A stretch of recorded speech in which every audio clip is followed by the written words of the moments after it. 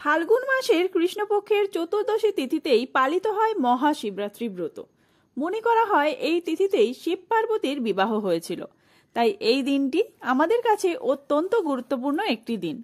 পঞ্জিকা অনুসারে এই বছর বাংলার 24শে ফাল্গুন 1430, ইংরেজির 8ই মার্চ 2024 শুক্রবার শ্রী শ্রী শিবরাত্রি ব্রত ও পূজা, শিব চতুর্দশী শ্রী শ্রী শিবরাত্রি ব্রতোপবাস পালিত হবে।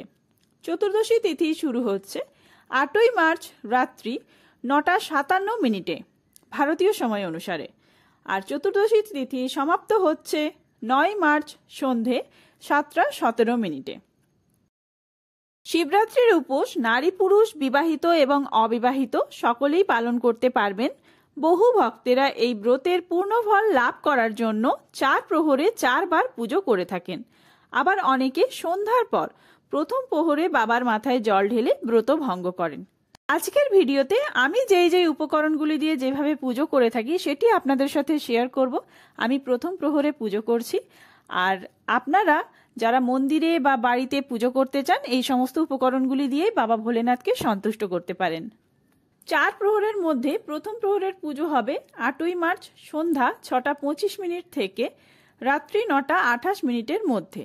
তো এই প্রথম প্রহরের পুজোর পরবর্তী যে প্রহরগুলি রয়েছে, দ্বিতীয় প্রহর, তৃতীয় প্রহর, চতুর্থ প্রহর, সেই সমস্ত সময়সূচি নিয়ে আমার চ্যানেলে আরেকটি ভিডিও রয়েছে, আপনারা চাইলে সেটি গিয়ে দেখতে পারেন যারা প্রহর পুজো করবেন। আমি প্রথম প্রহরের পুজো শুরু করছি। পুজো শুরুর পূর্বেই বাড়ি ধারা দিয়ে শিবলিঙ্গ ধুয়ে নিতে হবে। তারপরে একে একে ঘি মাখাতে হবে, মধু মাখাতে হবে। আপনারা যেই উপকরণই মাখান না কেন সেই সমস্ত উপকরণ 3 বার ধরে অর্পণ করতে হবে। দেখুন এখানে আমি যে ঘি মাখাচ্ছি সেই ঘি আমি 3 বার ধরে শিবলিঙ্গে অর্পণ করলাম। এরপরে আমি ঢালবো সেটা হলো মধু। মধু ঢেলে তারপরে সেটি ভালোভাবে মাখিয়ে নিতে হবে শিবলিঙ্গে। ওম নমঃ শিবায়, ওম নমঃ শিবায়, ওম নমঃ শিবায়। ঘৃত আর মধু শিবলিঙ্গে অর্পণ করার পর সংকল্প করে নিতে হবে। নম অপবিত্র পবিত্রবা সর্ববস্ত্রং গত পিবা যৎস্বরে পুণ্ডরীকাক্ষ সবাহ্য অভ্যন্তর শুচি। নমো শুচি, নমো শুচি, নমো শুচি। নমঃ শিবায়।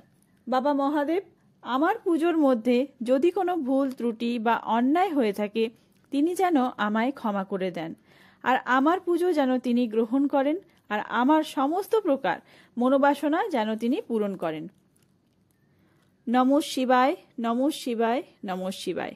এইভাবে মনে মনে সংকল্প করে নিতে হবে প্রথমেই। এবার যে পঞ্চামৃত বানানো ছিল সেই পঞ্চামৃততে আমি কিছুটা সিদ্ধি দিয়ে দিয়েছি।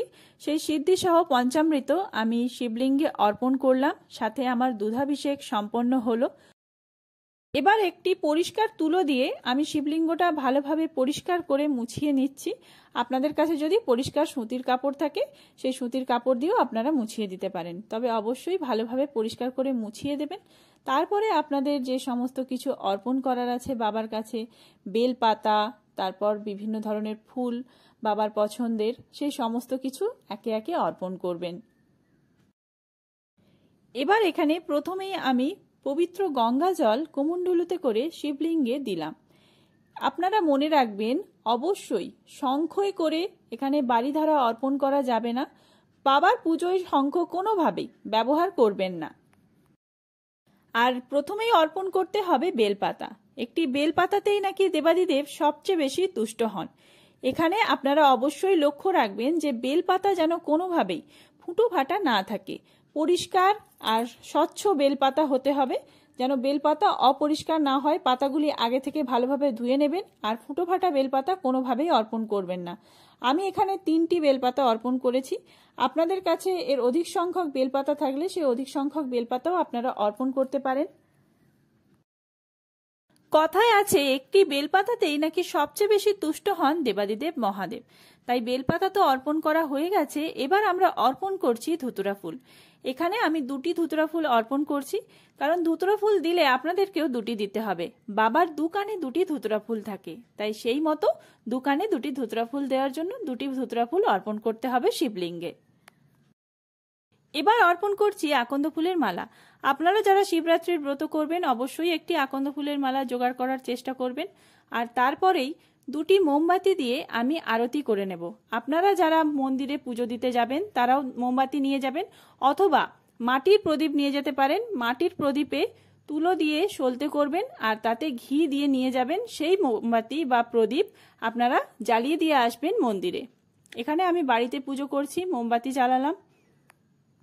ফুল মালা সমস্ত কিছু অর্পণ করা হয়ে গেলে আমরা বাবার জন্য যে সমস্ত ফল প্রসাদ বা মিষ্টান্ন এনেছি সেই সমস্ত অর্পণ করতে হবে। তবে মনে রাখবেন, এই সময় যে মরশুমি ফলগুলি রয়েছে যেমন বেল, তারপরে কাঁচা আম, এই সমস্ত যদি ফল আপনারা অর্পণ করতে পারেন তাহলে খুবই ভালো।